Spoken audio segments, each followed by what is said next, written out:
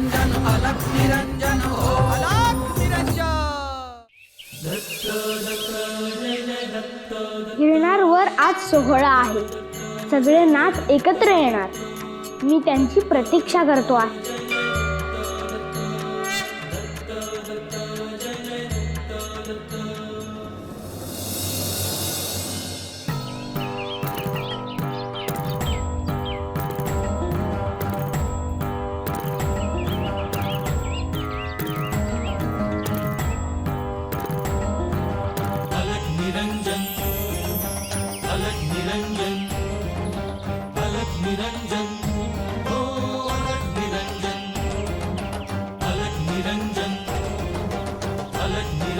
गोरक्षनाथ,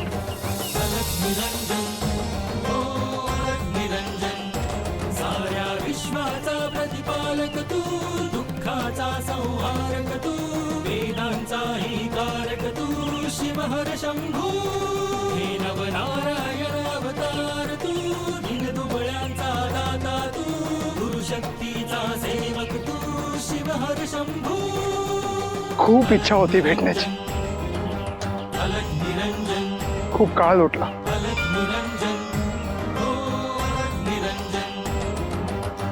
काय योग आहे, सगळे एकत्र भेटले आहोत।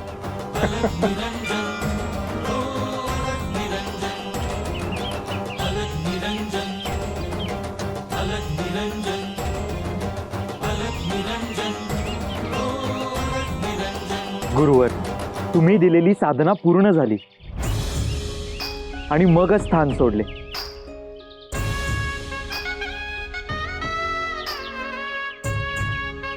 होय गहिनी, माझे तुझ्यावर लक्ष आहे।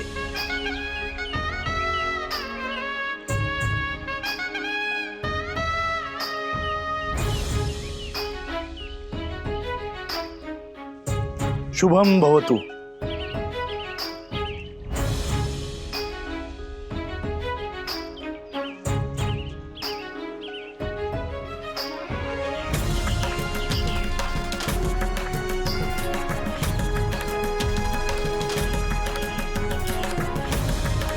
गुरुवर, कानिफा,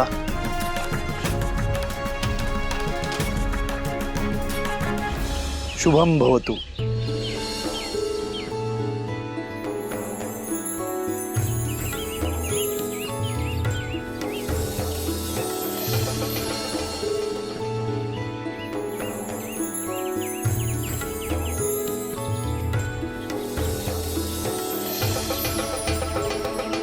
मच्छिंद्रनाथ कुठे आहेत? श्री मच्छिंद्रनाथ त्रिविक्रमच्या राज्यात राजवाड्यात राहत होते। आता ते एकांतात तप करतायत।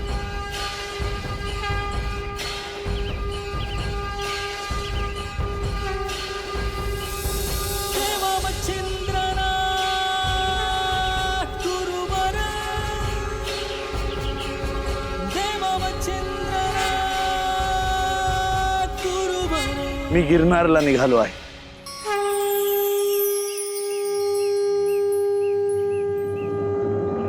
आम्हीही तिकडेच निघालो आहोत।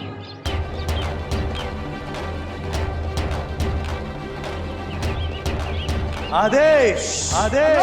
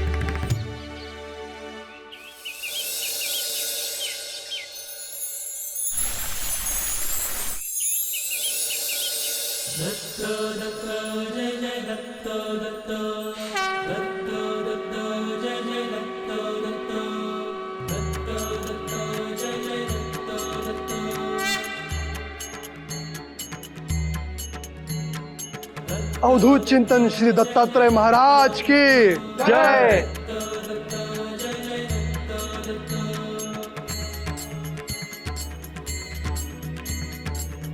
गुरुदेव दत्त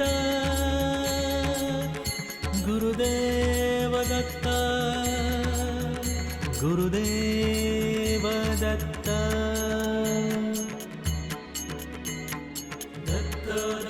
गिरनारमध्ये तुम्हा सगळ्यांचे स्वागत आहे.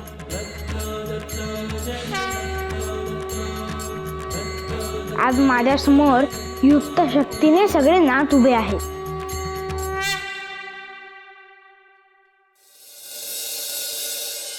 हे दृश्य पाहून मला खूप आनंद होतो आहे.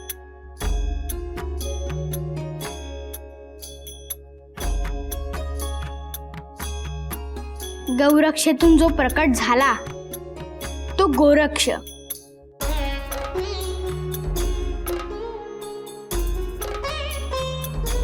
जो शून्यपुत्र आहे,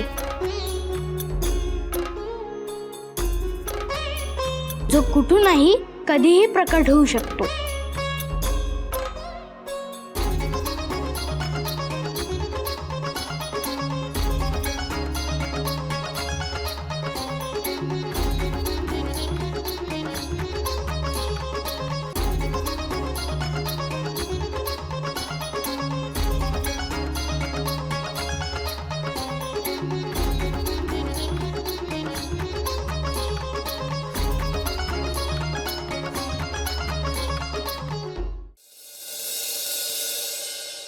तुम्हाला पाहून खूप आनंद झाला.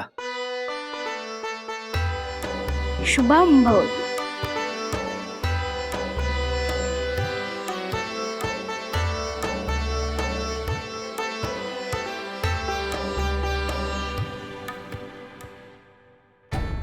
अग्नीतून ज्याचा जन्म झाला, जो स्वतः अग्निस्वरूप आहे, तो जालिंदर.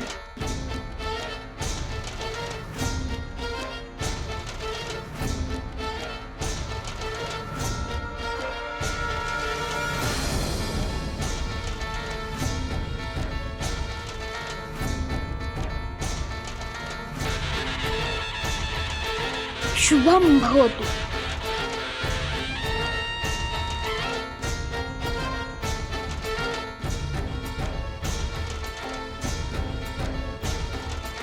गिरनारमध्ये आपलं दर्शन मिळालं हे माझं परम भाग्य आहे.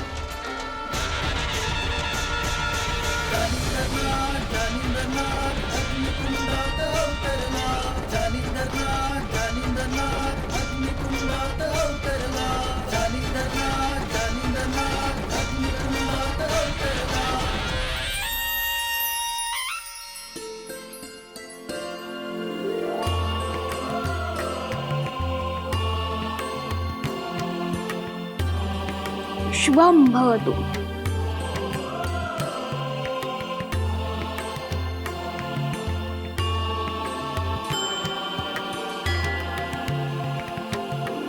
प्रबुद्ध नारायणाचा जो प्रत्यक्ष अवतार, हत्तीच्या कानातून ज्याचा जन्म झाला तो कानिफ.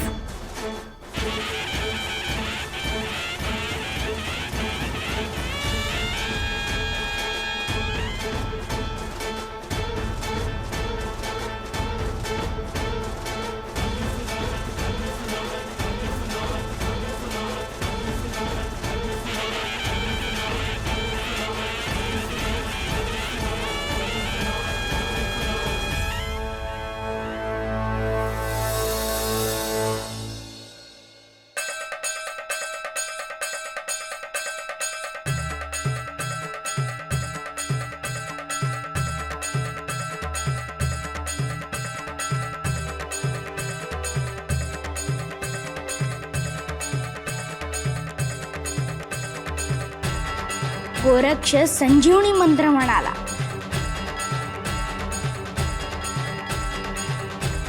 आणि मातीच्या कणामध्ये प्राण आले. तो गहिनी.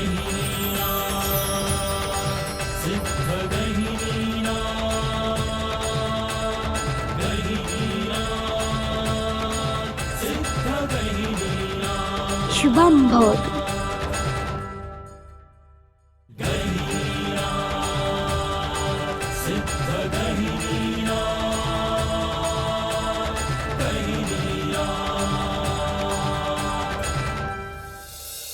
अनेक संकट पचवून नाथ नव्याने कार्य सुरू करतील.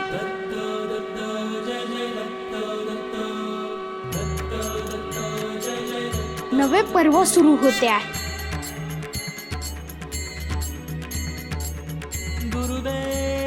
नवा अध्याय लिहिला जातो आहे.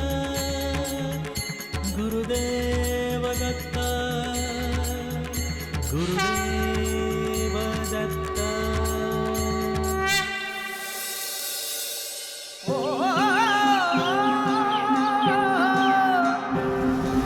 भस्मांकित शिव स्वरूप ललाटी शोभत त्रिपुंड सिद्ध योगी वितरागी धग धगते तेज कुंड. नवलांकित नवरूपात तेजोमय जणू प्रपात. नवलांकित नवरूपात तेजोमय जणू प्रभात. अद्भुत चैतन्य रूप विहरती चराचरात. दुम दुम तो दुम दुम तो दुम दुम तो दुम दुम तो एक नाद व्यापुनी त्रिभुवन. अलख निरंजन अलख निरंजन अलख निरंजन हो. अलख निरंजन अलख निरंजन अलख निरंजन हो. ओम नमः अलख निरंजन अलख निरंजन अलख निरंजन हो. अलख निरंजन अलख निरंजन अलख निरंजन हो. अलख निरंजन.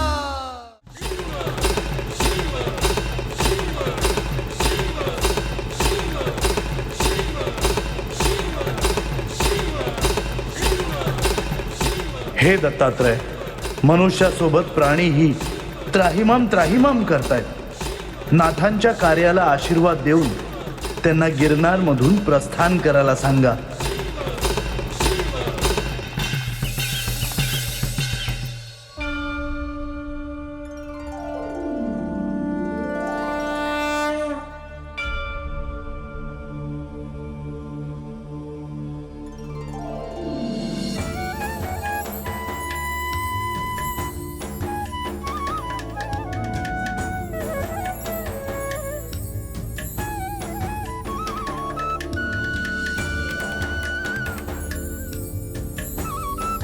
शुभम भवतु.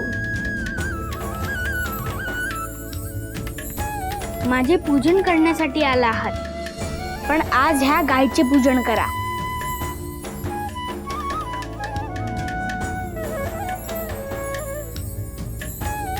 तेही माझेच प्रतिरूप आहे. जशी आज्ञा गुरुवर.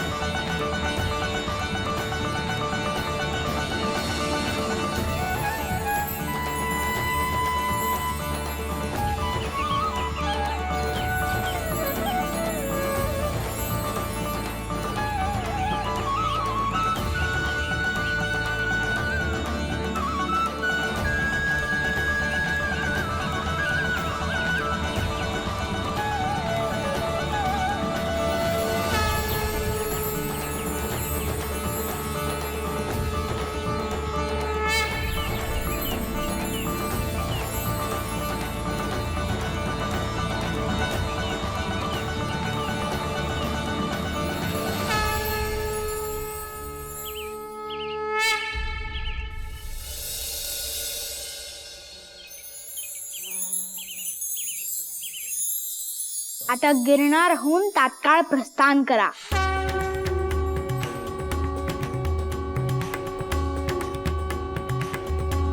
आणि मनुष्याला सत्य, धर्म, करुणा हे काय आहे याची जाणीव करून द्या.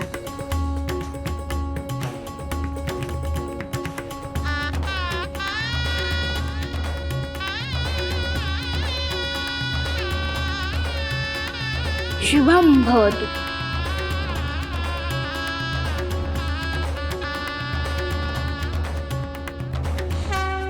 तुमच्या मुखातून जय घोष ऐकायचा आहे.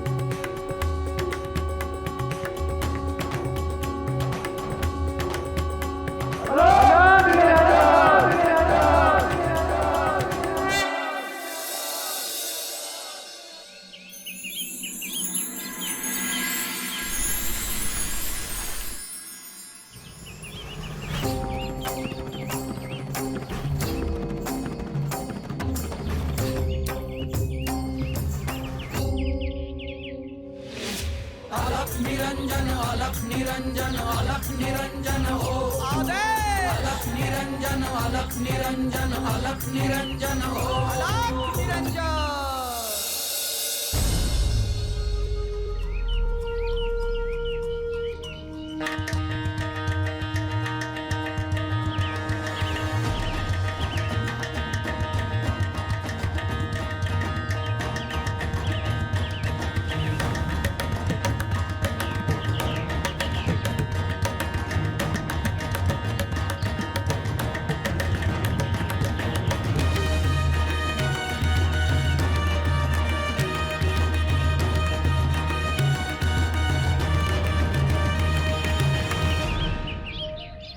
तुझं नाव गोपाळ ना?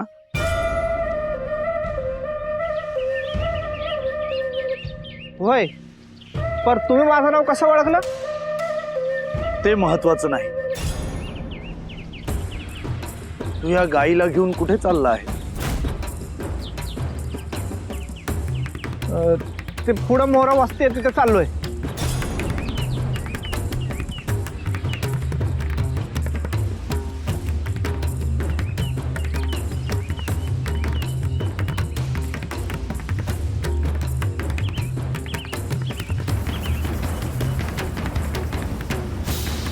यांच्या विचारण्याचा अर्थ असा आहे की तू तिला कुठे आणि का घेऊन चालला आहे. आता काय सांगू गरिबाची कथा.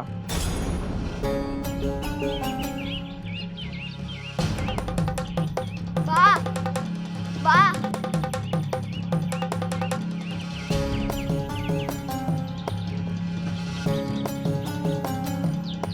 तो धावत येतोय, तो तुझाच मुलगा आहे ना?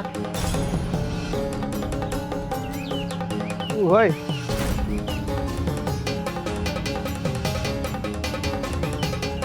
वा. ती गाय त्यांची ऐकू नकोस.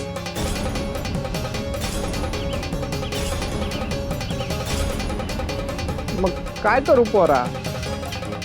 ती माणसं वंगाळ आपल्या गायला कापून टाकतील.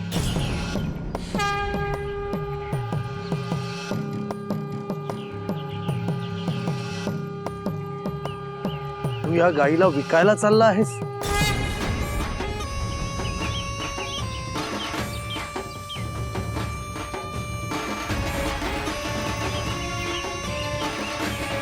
ही गाय गर्भवती आहे.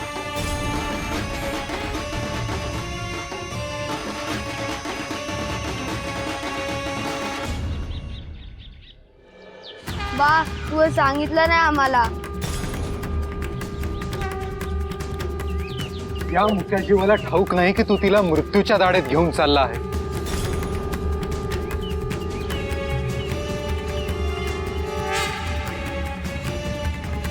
त्यात तिच्या पोटात गर्भ आहे. कशासाठी करतोयस तू हे?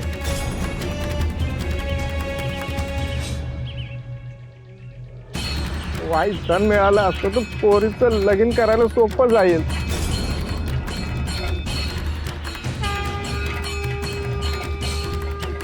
तिच्या रक्ताचा सडा टाकून त्यावर लग्नाचा मंडप टाकणार आहेस तू?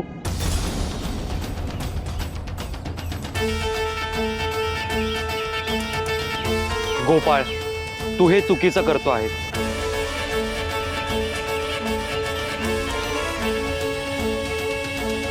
बा आपल्या कपिल्याला घेऊन घरी जाऊ.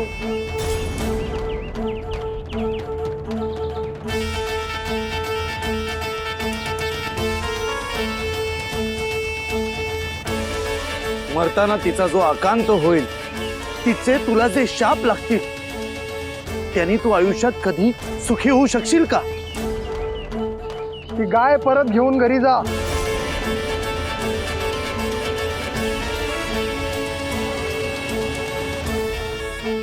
धन काय दुसऱ्या कोणत्याही रूपाने येईल.